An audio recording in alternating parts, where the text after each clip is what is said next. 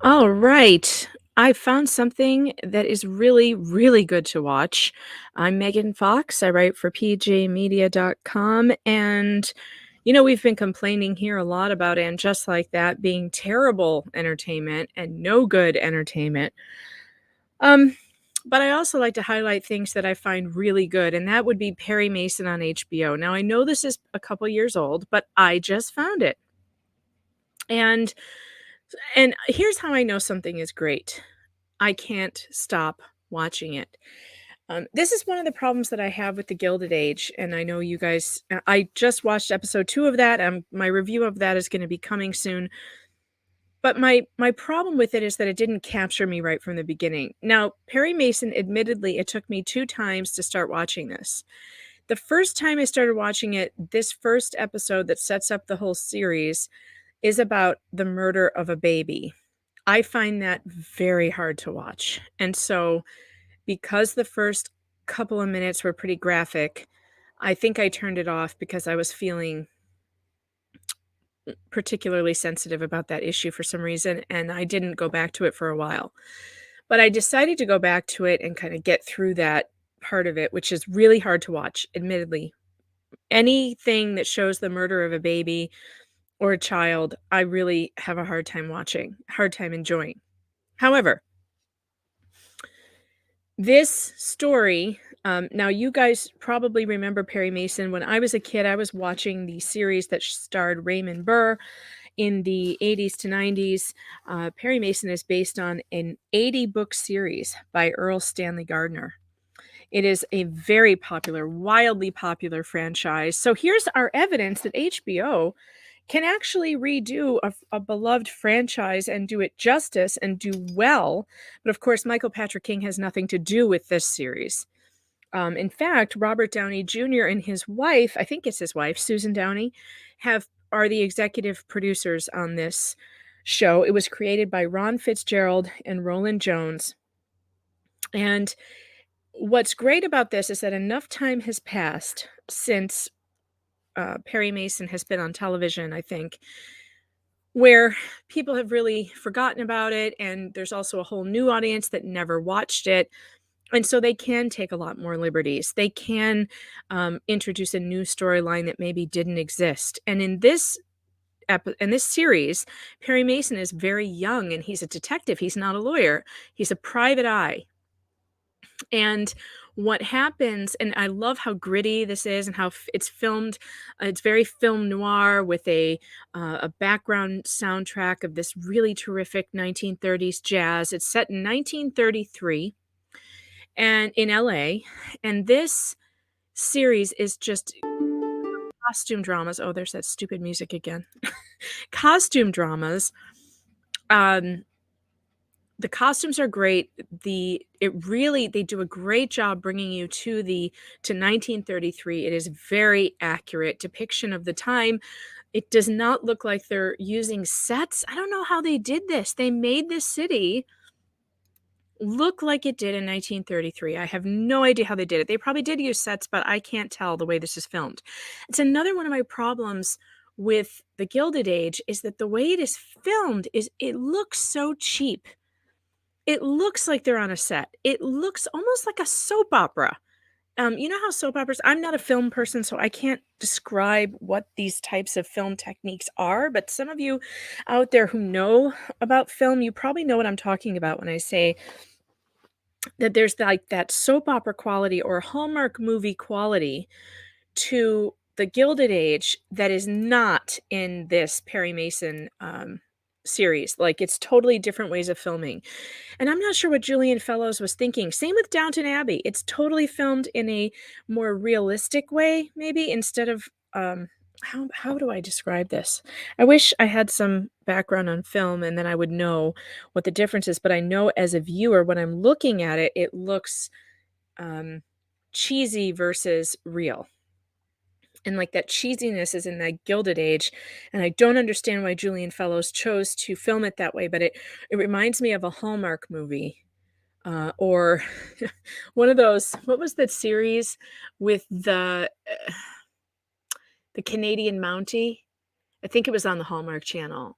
it's like one of those saccharine sweet, and it wasn't that it was a bad show, it wasn't a bad show, it was, you know, entertaining for what it was, but it was filmed very cheaply, and that's how I feel The Gilded Age is. And Perry Mason, though, amazing. So it opens up, I'm not gonna do like a season, like a first episode recap. I'm basically just gonna go over the series in general with no spoilers because I really don't want to ruin it for you. This is a great series. So it opens up the very first episode where there's clearly a high stakes kidnapping plot going on, and you can see this guy in the train. He's holding a baby. The parents are in an apartment nearby with a suitcase full of money, and tensions are super high. They're trying to save the life of their baby, and running to rescue him on the train. The first time we see Perry Mason, he's sitting in a diner with his partner, who is Pete Strickland, played by Shea Whigham. And it's so great. I mean, this is just you don't think of Perry Mason as a private detective, right? But this is young Perry Mason. He's kind of a screw up. He's an alcoholic, clearly. He's got some issues. And he's being paid to follow celebrities and stuff and get incriminating photos of them, and he sells the photos to like paparazzi magazines or whatever, and or he blackmails them. I mean, this is not a guy who's on the up and up, right? But that's how he's making a living, he and Pete. And then he's involved with some scary mobsters, and they don't pay him. And I mean, he's living on the edge. And it's the way it's filmed is just beautiful. It's absolutely beautiful. Every frame is great to look at. And I mean, of course, there's these incredible cars from the 30s. This is on one of his stakeouts where he's following some movie star or something, where he's going to get pictures of him in an incriminating situation.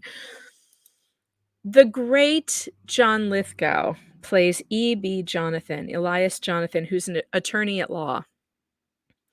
And he is like a father figure to Perry Mason, and he comes to find him, and he's all drunk and hungover, and comes to find him to say, "You need to come back to work with me." I guess they've been separated for a while, and Mason is a little reluctant. Now, if you enjoy, I mean, I don't think I've ever seen anything that John Lithgow was in that I didn't like. In particular, he played the scariest serial killer alive in Dexter season 4.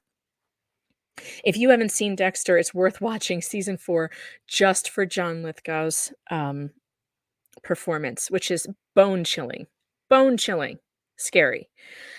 He is so talented, and yet he can do comedy so well. Third Planet from the Sun or whatever that was, Third Rock from the Sun.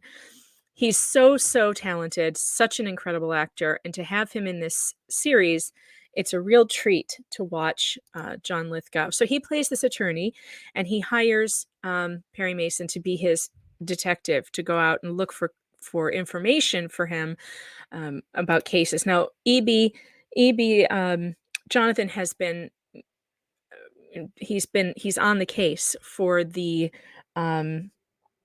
Dodson family, and those are the ones. Oh, the baby ends up dead, obviously. I don't think I said that, but the baby is did not make it, which is what made me turn it off in the first place. That's not a spoiler. That's how this is set up, and it goes from there.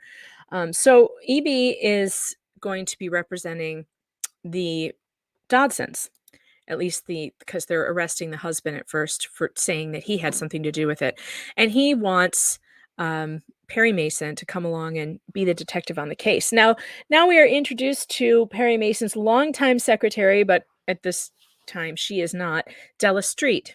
At this point, Della works for E.B. Jonathan as his secretary, and she is played by Juliette Rylance, and she is a fantastic actress. I like her very much.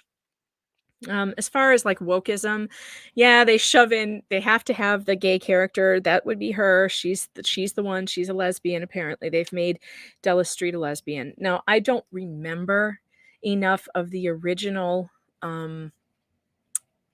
Perry Mason, if that made sense or not. I don't remember. So because I don't remember, it doesn't bother me as much. And it also, allows for a historical look at the 1930s and how that would have been. And it hasn't been graphic. It wasn't graphic, and so it didn't bother me. I don't like graphic I don't like too much graphic sexual stuff in my shows anyway.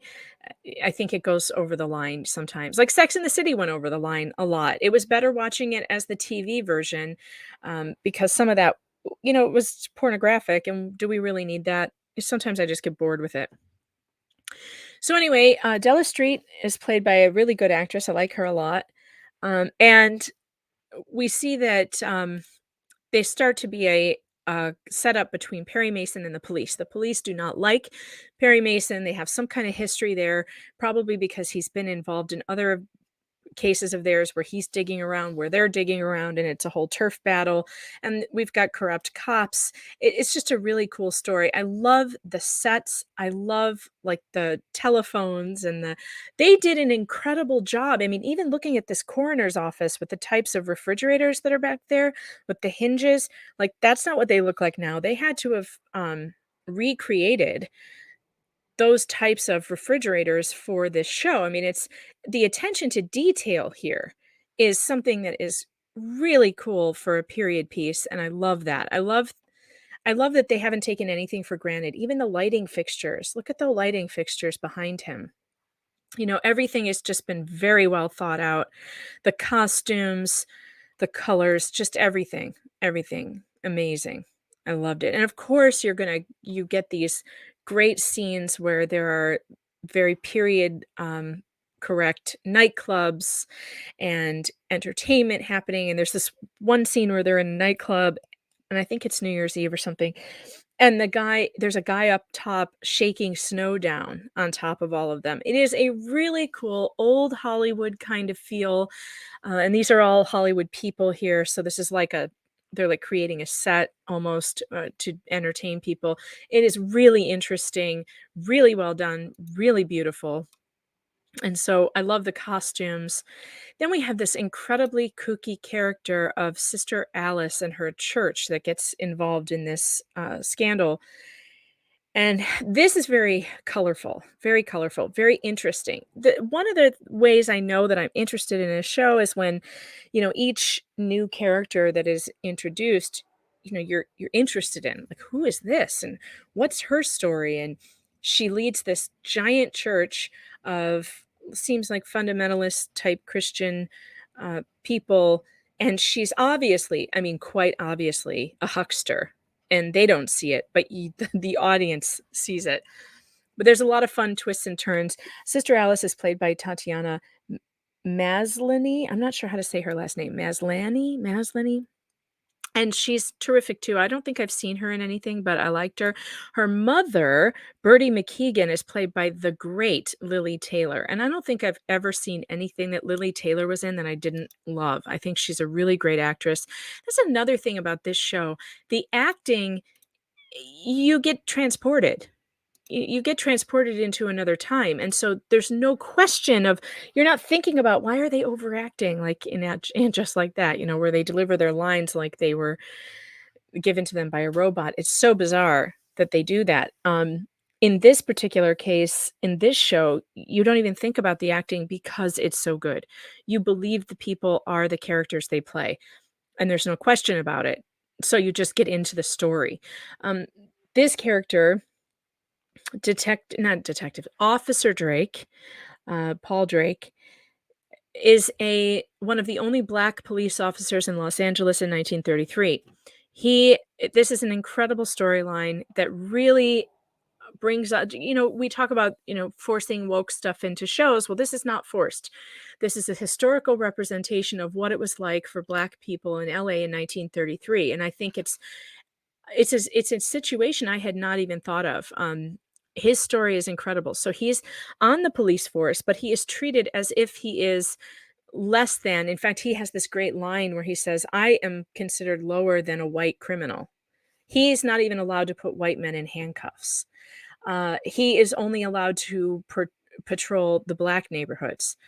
It is a real indictment of what was going on during a time of racial segregation, and it's very interesting, his storyline. And so he gets caught up in this Dodson kidnapping because he comes across the scene of a crime that where there's all kinds of stuff that the police want hidden and whatever, and he has to make a choice to either go along with it, play the game, or to become, to go against the man, and a man in his situation, it seems impossible.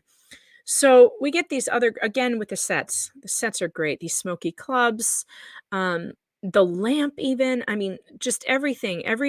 The attention to detail in this is something that history buffs will really appreciate, from the glassware to the ashtrays to just everything. Um, we have these great scenes with John Lithgow sitting with the prosecutor and doing their backroom deals, and it's very interesting. I mean, look at this set. It's so cool with just the antique type of furniture that they're using, and the curtains. Everything is just so well done. I I love how this piece looks. So I highly recommend this series. It's extremely interesting. It's heart pounding. You don't know what's happening from one story to the next, and it takes you all the way to episode 6 before you can, before you get what you were looking for when you came, which is Perry Mason as a lawyer. Takes 6 episodes to get him into the, practicing law, and by the very end of it, I will tell you this, that the famous Perry Mason music makes a comeback, and it has to be heard to be believed how good it is. So, so good. Such a great Easter egg surprise at the very end, last episode, season finale. It is fantastic. This whole thing is so fantastic. It, and I just, season 2, they've been signed on to do season 2, but we don't have a date yet. So I'm very much looking forward to season 2, but if you are looking for something to binge, now, this series is it. It's a great series. My only downsides, the only detractions is that it's a bit gory. I think some of the, death scenes and the murder scenes are too much. I would prefer to see less gore. I don't need to see someone's face smashed in. Um, that kind of stuff I would like to have less of. There was some gratuitous sex stuff, but it was only like in one episode, so they didn't seem to continue with that, so that's good. I would prefer not to see that. I would prefer just to have a good story, which this is, but it's not kid friendly, obviously. But this is a great show if you're looking for some kind of entertainment that is not produced or directed by Michael Patrick King. And who could blame you? All right, that's it for me. Thank you so much, and don't forget to like and subscribe. Talk to you later.